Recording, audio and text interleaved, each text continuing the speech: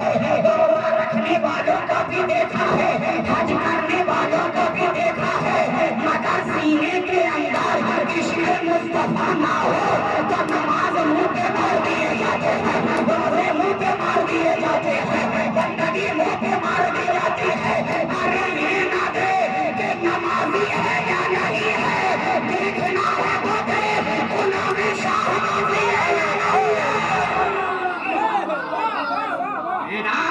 دیکھنا ہے یہ تو یہ دے دل کے اندر محبت رسول ہے یا نہیں ہے، دل کے اندر آنے رسول کی محبت ہے یا نہیں ہے، اطاعت الہی اور اطاعت رسول کا پہرا ہے یا نہیں ہے، شریعت کی زنجیر پانوں میں جکڑی ہوئی ہے یا نہیں ہے، ماتھوں پہ سجدہ کا نشان ہے یا نہیں ہے، دل کے اندر خوف و خشیت الہی کا پہرا ہے یا نہیں ہے، سینے کے اندر صدیق کی محبت ہے یا نہیں ہے، دل کے اندر فاروق کی محبت ہے یا نہیں ہے، دل کے اندر عثمان کی محبت ہے یا نہیں ہے، سینے کے اندر علی کی محبت ہے یا نہیں ہے، دل کے اندر حسنین کریمین کی محبت ہے یا نہیں ہے، سینے کے اندر امام زین العابدین ہے یا نہیں ہے، دل کے اندر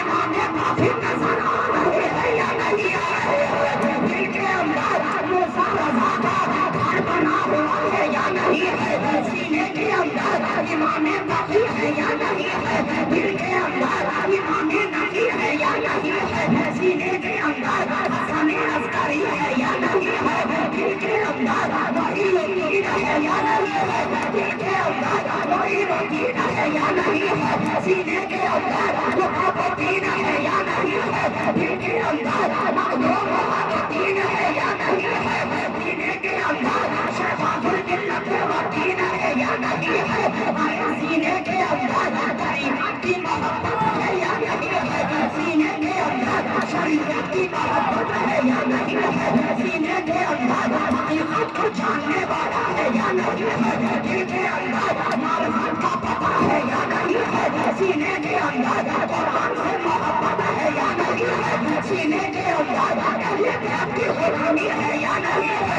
سینے کے اندر اپنے بھائیوں سے محبت ہے یا نہیں ہے، سینے کے اندر بڑیوں سے محبت ہے یا نہیں ہے، جب یہ سب ہوگا وہ ضرور کہے گا چلو لے کے چلی نام جنازہ کیوں حد میں شہیدی کا دیدار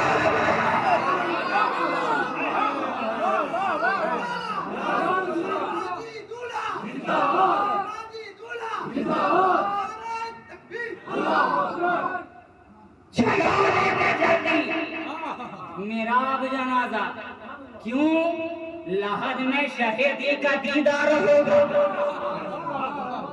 یہ سارا معاملات تو دیدار یار ہی کا ہے، یہ جتنے بھی معاملات ہیں نا پیارے سب تو دیدار یار کے لیے، دیدار یار کے لیے آج ہم اور آپ ایصال ثواب کی محفل میں بیٹھے مگر ہم تو رو رہے ہیں، مگر جانے والا مسکرا رہا ہے۔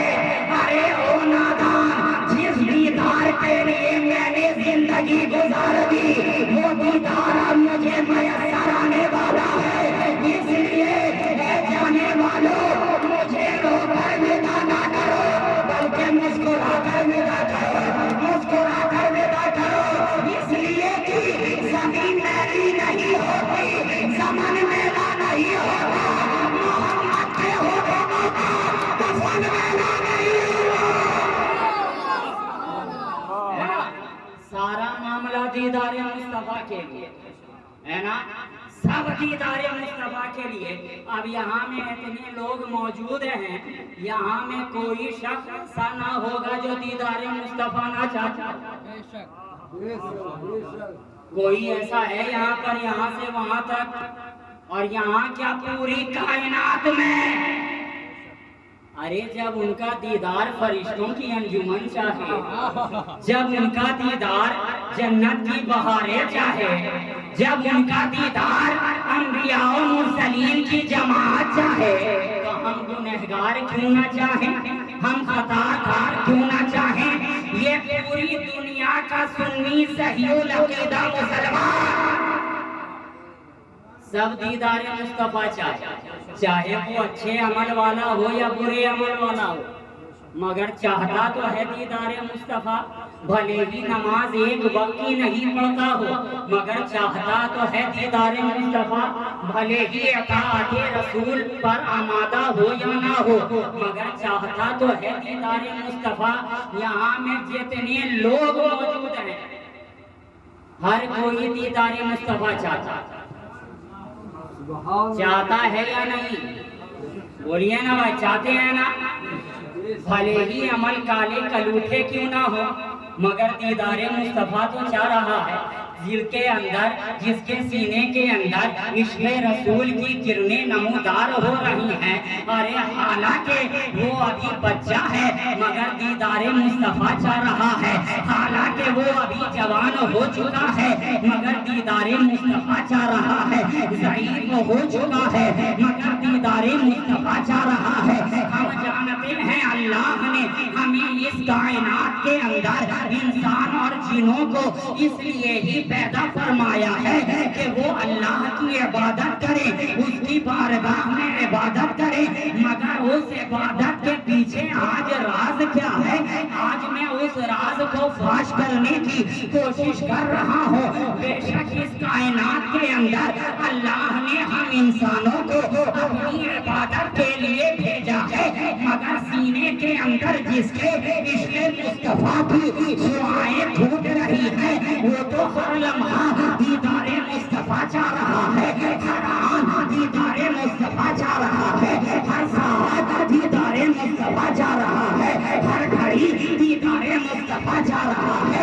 हर लम्हा दीदारे मुस्तफा चाह रहा है। बेशक हम अल्लाह की इबादत कर रहे हैं, मगर उसके पीछे भी वजह यही है कि काश नसीबा जाग जाए, एक मर्तबा सरकार का दीदार हो जाए। बेशक हम सजदे पे सजदा कर रहे हैं, मगर दीदारे मुस्तफा के लिए कर रहे हैं। हम रुकू सुजूद कर रहे हैं, मगर दीदारे मुस्तफा के लिए कर रहे हैं। हम जो नमाजें अदा कर रहे हैं, तो दीदारे मुस्तफा के लिए कर रहे हैं। अरे हमने फज्र पढ़ी है तो दीदारे मुस्तफा के लिए, हमने ज़ोहर पढ़ा है तो दीदारे मुस्तफा के लिए, हमने असर पढ़ा है तो दीदारे मुस्तफा के लिए, हमने मगरिब पढ़ी है तो दीदारे मुस्तफा के लिए, हमने इशा पढ़ा है तो दीदारे मुस्तफा के लिए, हमने फराइज़ अदा किए हैं तो दीदारे मुस्तफा के लिए, हमने वाजिबात अदा किए हैं तो दीदारे मुस्तफा के लिए, हमने नवाफिल को अदा किया है तो दीदारे मुस्तफा के लिए, हमने सुनन करा है तो दीदारे मुस्तफा के लिए, हमारा एक एक सजदा दीदारे मुस्तफा के लिए, हमारा एक एक रुकू दीदारे मुस्तफा के लिए, हमारा एक एक सुजूद दीदारे मुस्तफा के लिए, हमने क़याम किया है तो दीदारे मुस्तफा के लिए किया है। हमने चाश पाई है तो दीदारे मुस्तफा के लिए पढ़ी है। हमने अवामीन करा है तो दीदारे मुस्तफा के लिए करा है। हमारे हक तो ये है कि हम कुरान की तिलावत कर रहे हैं तो दीदारे मुस्तफा के लिए कर रहे हैं। हम जो हज कर रहे हैं तो दीदारे मुस्तफा के लिए कर रहे हैं। काबे का तवाफ कर रहे हैं, दीदारे मुस्तफा के लिए कर रहे हैं। सफा और मरवा की सही कर रहे हैं, दीदारे मुस्तफा के लिए कर रहे हैं। लोगों से मेरा अदा कर रहे हैं, दीदारे मुस्तफा के लिए कर रहे हैं। मुस्तफा जा रहे हैं, दीदारे मुस्तफा के लिए जा रहे हैं। अल्फाज आ रहे हैं, दीदारे मुस्तफा के लिए आ रहे हैं। बारे सौर रहे तो दीदारे मुस्तफा के लिए, बारे हिरा आए तो दीदारे मुस्तफा के लिए, मकामे इब्राहिम पर खड़े होके नमाज पढ़ा तो दीदारे मुस्तफा के लिए, शाहे ज़मज़म को पीते गए तो दीदारे मुस्तफा के लिए। जितना कुछ भी कर रहे हैं दीदारे मुस्तफा के लिए कर रहे हैं। उलमा की खिदमत कर रहे हैं, दीदारे मुस्तफा के लिए कर रहे हैं। औरों से मोहब्बत कर रहे हैं, दीदारे मुस्तफा के लिए कर रहे हैं। आले रसूल के करीब हो रहे हैं तो दीदारे मुस्तफा के लिए हो रहे हैं। کر رہے ہیں تو دیدار مصطفیٰ کے لیے کر رہے ہیں، میلاد خوانی کروا رہے ہیں تو دیدار مصطفیٰ کے لیے کروا رہے ہیں، قرآن خوانی کروا رہے ہیں تو دیدار مصطفیٰ کے لیے کروا رہے ہیں۔ ارے ہم نے تجوید پڑھانی ہے دیدار مصطفیٰ کے لیے، ہم نے سبحان اللہ پڑھا، ہم نے سبحان اللہ پڑھا دیدار مصطفیٰ کے لیے، ہم نے الحمدللہ پڑھا دیدار مصطفیٰ کے لیے، ہم نے اللہ اکبر پڑھا دیدار مصطفیٰ کے لیے۔ گویا ہم نے اپنی پوری زندگی دیدار مصطفیٰ کے لیے گزار دی، مگر دیدار نصیب نہ ہوا۔ لیکن قربان جاؤ دوستو، موت ایک عظیم شے ہے کہ جو ہی موت پر آئی گھر والوں نے قبر میں کیا لٹایا؟ پہلا سوال ہوا، دوسرا سوال ہوا، تیسرا سوال ہونے سے پہلے جلوہ مصطفیٰ نگاہوں کے سامنے ہے نا؟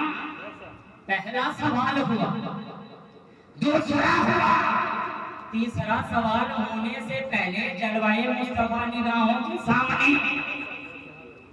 کیا کچھ نہیں کیا دیدار مصطفیٰ کے لیے؟ کیا کچھ نہیں کیا؟ ارے قرآن بھی پڑھا، تفسیر قرآن بھی پڑھا، فقہ بھی پڑھا، اصول فقہ بھی پڑھا، کیا کیا نہیں پڑھا؟ منطق بھی پڑھ ڈالا، فلسفہ بھی پڑھ ڈالا، موطا امام محمد کے پنے بھی گردان دیے، مشکات المصابیح کو بھی پڑھ لیا، اس کے بعد جلالین کو بھی پڑھتے رہے، مسلم کو بھی پڑھا، بخاری کو بھی پڑھا، ابن ماجہ کو بھی پڑھا، ترمذی کو بھی پڑھا، ارے سنن ابو داؤد کو بھی پڑھا، کیا کیا نہیں پڑھا؟ سب کچھ پڑھ ڈالا مگر دیدار نہ ملا، دیدار نہ ملا۔ رات دن کروٹ بدلتے رہے، کاش نصیبہ جاگ جائے، کاش قسمت کی معراج ہو جائے، کاش ایک نگاہ کرم اٹھ جائے اور سرکار کا دیدار ہو جائے، مگر کبھی دیدار نہ ہوا۔ لیکن قربان جاؤ دوستو، موت کیا آئی؟ گھر والوں نے قبر میں کیا لٹایا؟ پہلا سوال فرشتوں نے پوچھا، دوسرا پوچھا، تیسرا پوچھنے سے پہلے جلوہ مصطفیٰ نگاہوں کے سامنے حاضر ہوا اور پوچھنے والے نے پوچھا، ما کنت تقول فی شأن حق ھذا الرجل؟ اس مرد کے بارے میں کیا کہتے تھے؟ صیغہ بھی ماضی کا استعمال کیا گیا، حال کا نہیں، استقبال کا بھی نہیں، ماضی کا کیا کہتے تھے؟ اس مرد کے بارے میں کیا کہتے تھے؟ تو اب جو یہاں جو کہہ رہا وہ وہاں بھی تو وہی کہتا نظر آئے، ہے نا؟ تو موت ایک عظیم شے ہے، اور عاشقوں کی زبان تو کہتی ہے کہ موت مومن کو مارنے نہیں بلکہ محبوب کو محبوب سے ملانے آتی ہے، محبوب کو محبوب سے ملانے آتی ہے۔ سارا معاملہ دیدار مصطفیٰ کا۔ ارے ہمارے اعمال ویسے نہیں، ہم ویسے نہیں، ہمارا دل ویسا نہیں کہ سرکار آ جائیں، دیدار کرا جائیں۔ ارے ہم میں سے ہر کوئی غوث اعظم چھوڑ رہی ہے، ہم میں سے ہر کوئی غریب نواز چھوڑ رہی ہے، ہم میں سے ہر کوئی مخدوم شہباز چھوڑ رہی ہے، اور یہ تو بات بہت دور کی ہے، ہم میں سے ہر کوئی حضرت شیخ سعدی بھی نہیں ہے۔ اب آپ سوچتے ہوں گے یہ شیخ سعدی کون سی ذات کا نام؟ تو آپ شاید نام سے نہ جانتے ہو، مگر ان کے کام سے ضرور جانتے مشہور زمانہ قطع بلغ الولا بکمالہ کشف الضجا بجمالہ حسنت جمیع خصالہ مگر اس خطے کے پیچھے بھی ایک راز کی بات ہے. اس خطے کو لکھنے والی ذات کا نام حضرت شیخ سعدی جن کے پاس علم کی کوئی کمی نہیں. اگر لکھنے کے لیے بیٹھے تو پوری رات ختم ہو جائے مگر قلم رکنے کا نام نہ لے. پورا صفحہ ختم ہو جائے مگر قلم رکنے کا نام نہ لے. مگر آج کیا بات ہے کہ حضرت شیخ سعدی جب یہ 3 مصرع لکھ چکے ہیں تو قلم رکنا نظر آ رہا ہے. ذہن آگے بڑھنے کا نام نہیں لے رہا ہے. خیال آگے بڑھنے کا نام نہیں لے رہی ہے. قلم آگے چلنے کو تیار نہیں ہے. اسی خیال و فکر میں حضرت شیخ سعدی اپنے بستر پہ جاتے ہیں. کروٹ بدلتے بدلتے آنکھ لگ جاتی ہے. جب آنکھ لگتی ہے تو خواب میں دیکھتے ہیں کہ جناب محمد رسول اللہ صلی اللہ علیہ وسلم تشریف لا رہے ہیں اور بڑا ہی مسکرا کر پوچھتے ہیں سعدیہ کیا لکھ رہا ہے. حضرت شیخ سعدی پڑھتے جاتے ہیں بلغ العلا بکمالہ کشف الضجا بجمالہ حسنت جمیع خصالہ. بار بار یہ 3 مصرع بول کر سعدی رک جا رہے ہیں. سرکار فرماتے ہیں سعدی آگے کیوں نہیں بڑھتا ہے. سعدی نے کہا سرکار آگے بڑھنے کی طاقت نہیں ہے. حضور سب کو آگے آپ بڑھانے والے ہیں. مجھے بھی آگے بڑھا دیجئے. صحابہ کی جماعت کو آگے آپ نے بڑھایا ہے. اپنے غلاموں کو آگے آپ نے بڑھایا ہے. تابعین کو آگے آپ نے بڑھایا ہے. تابعین کو آگے آپ نے بڑھایا ہے. خلفائے راشدین کو آگے آپ نے بڑھایا ہے. جملہ صدیقین کو آگے آپ نے بڑھایا ہے. شہداء کو آگے آپ نے بڑھایا ہے. صالحین کو آگے آپ نے بڑھایا ہے. تنوین کو آگے آپ نے بڑھایا ہے. سرکار یہ ساری کائنات کو آگے آپ بڑھا رہے ہیں. اپنے غلام کو بھی آگے بڑھا دیجئے. سرکار نے فرمایا سعدیہ ایک مرتبہ اور حضرت شیخ سعدی نے پڑھا بلغ العلا بکمالہ کشف الضجا بجمالہ حسنت جمیع خصالہ. سرکار نے فرمایا ارے قول صلو علیہ وآلہ. بولتا کیوں نہیں ہے صلو علیہ وآلہ. اب حضرت شیخ سعدی مور کے پنکھ کا پنکھا جھلتے چلے جا رہے ہیں اور سناتے چلے جا رہے ہیں. سناتے چلے جا رہے ہیں. تو ہم میں سے ہر کوئی اس مقام پر نہیں ہے جو سرکار کا دیدار کر لے. سبحان اللہ سبحان اللہ.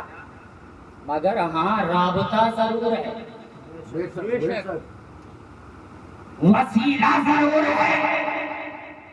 بے شک سبحان اللہ سبحان اللہ. ہمارے اسلاف نے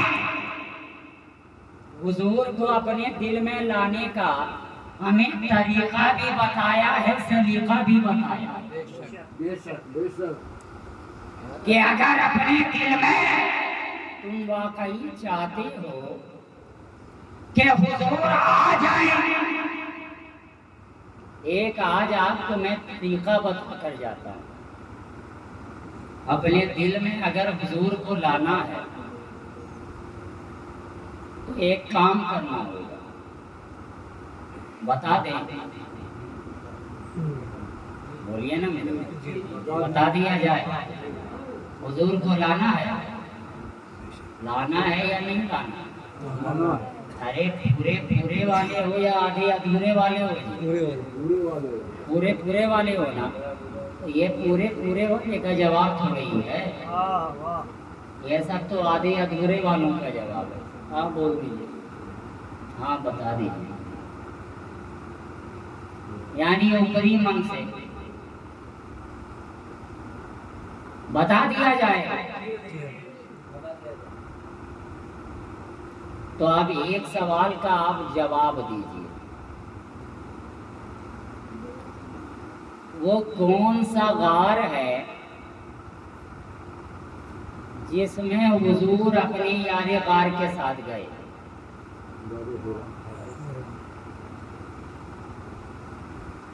سور ہے یا ہیرا ہے؟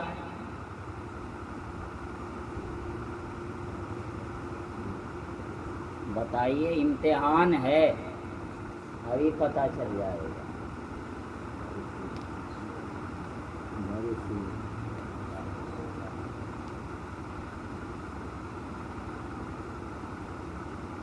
ایک غار تو وہ ہے جہاں قرآن کی سب سے پہلی وحی نازل ہوئی، اقرا پڑھ، اور ایک اور سور ہے۔ میں نے جواب بھی دے دیا، آپ نے کیچ بھی نہیں کیا۔ ہاں، اور غار سور ہے نا؟ کون گیا تھا ساتھ میں؟ بولیے، ہے نا؟ پہلے خلیفہ جناب صدیق اکبر رضی اللہ تعالیٰ عنہ۔ انداز کیا تھا؟ توجہ سے سنیے گا، انداز کیا تھا جانے کا؟ چڑھائی بہت تھی، اونچائی پر ہے نا؟ جب حضور کے قدم میں کنکڑیاں چبھنے لگی، جب آپ کا قدم مبارک چھلا گیا، کٹ گیا، تو کیا جناب صدیق اکبر نے کیا؟ کاندھے پر بیٹھا لیا، ہے نا؟ کاندھے پر لے لیا، لے کر گئے۔ اچھا، جہاں تک پہنچنا تھا وہاں تک پہنچ بھی گئے، تو کیا حضور کو اندر جانے دے دیا؟ ارے بھائی، ہم لوگ کسی منزل پہ جا رہے ہیں، مثال کے طور پر ہمیں قصبہ آنا ہے، ٹھیک ہے؟ اب میں قصبہ پہنچ گیا، اب مجھے کیا ضرورت ہے کہ میں باہر کھڑا رہوں یا میرے غلام مجھے لے کر باہر کھڑے رہیں؟ میں آ گیا، میں آ جاؤں گا محفل میں، مجھے رکنے کی تو ضرورت نہیں ہے۔ منزل پہ پہنچ گیا، میں اپنے مقام پر آ گیا نا بھائی؟ میں باہر میں رہ کر کے کیا کروں گا؟ مجھے آنا ہے یہاں اس گھر کے اندر، میں باہر بیٹھ کر کے کیا کروں گا؟ کچھ نہیں، میں تو یہیں آؤں گا۔ تو جب حضور بھی اپنی منزل پر پہنچ گئے تو کیا اندر چلے گئے اندر؟ جانا چاہتے